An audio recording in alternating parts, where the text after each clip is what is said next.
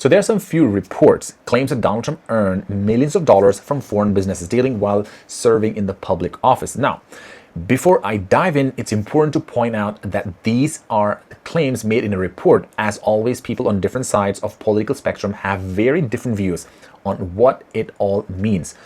So let me break this down. What the reports exactly says, why are people talking about it, and why it could matter a lot. So here's a basic story.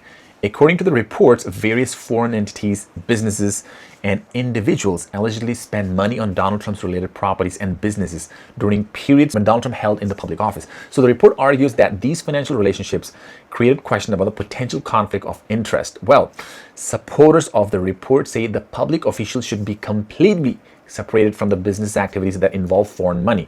Now, they also argue even if nothing improper happened, the appearance of conflict can still rise questions. Now, on the other hand, Donald Trump supporters argue that Trump was already a businessman long before entering the politics. That's true. Now, they say his companies were operating legally and many of the transactions being discussed were normal business activities.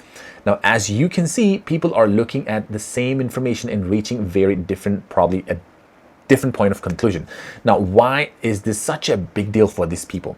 The reason this story gets so much attention because it comes down to one word called trust. When someone becomes president of the most powerful country, people expect the government decisions to be made in the best interest of the country. So whenever the money, foreign governments, or international businesses relationship enters the discussions, questions naturally is raised. Now, critics worry about the influences. Supporters argue that assumptions are being made without evidence of wrongdoing. Now, that's why stories like this rarely stays in the business sections. They quickly become political stories because, they touch on ethic, leadership, transparency, and accountability, especially when you're the president of the United States. And that's exactly why this report is generating so curiosity headlines. So what are Donald Trump supporters saying exactly? So if you listen to Trump supporters, many of them see this story very differently because they argue that Donald Trump's financial activities have been examined for years and years. They also point out that numerous investigations have already looked into very different aspects of the business operation. So many supporters believe these reports are a part of a larger effort by political opponent to keep negative stories in the news cycle. So basically, others are saying being successful in business shouldn't automatically be viewed as suspicious. Their position is that earning enough money through legal businesses operating isn't the same thing as using political office for the personal gains. So that's the argument being made by many people defending Donald Trump. Now, people who are against him, they say the issue isn't simply whether money was earned. Their concern focuses on where the money came from, whether foreign interests may have gained special access or probably the influence. And also they argue that transparency is critical when dealing with international financial relationships.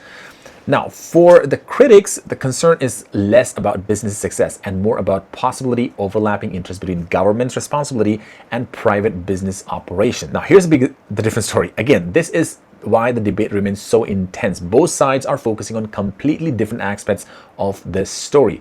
As we are watching, this is very clear. So what does this mean for the voters and investors? For the voters, story like this often reinforces opinions they already have. People who already support Donald Trump may see the report as just another political attack. People who oppose Donald Trump may see it as an evidence to deeper concerns. Now, for investors, however, the situation is very different. Markets usually care less about the political arguments and more about the actual policy changes. Unless a report leads to probably a legal action, regulatory changes, or major political consequences, or probably the direct market impact is often limited. So that's why the investor tends to watch for confirmed developments rather than reacting to headlines alone, what they are publishing. So overall, what I think the conclusion, at the end of the day, this report is adding another chapter to an ongoing debate that has surrounded Donald Trump for years and years. Now, the report makes significant claims. Supporters challenge those claims very clear. Critics believe the concerns deserve serious attention. Now, the facts, investigations, responses, evidence will ultimately determine how much weight people give to this story. For now, it's a developing topic that continues to generate discussion across politics, businesses, and the media. And what do you think? Just let me know. Do reports like this raises legitimate question, or do you think they are overblown? Drop your thoughts in the comments below and let me know what do you think.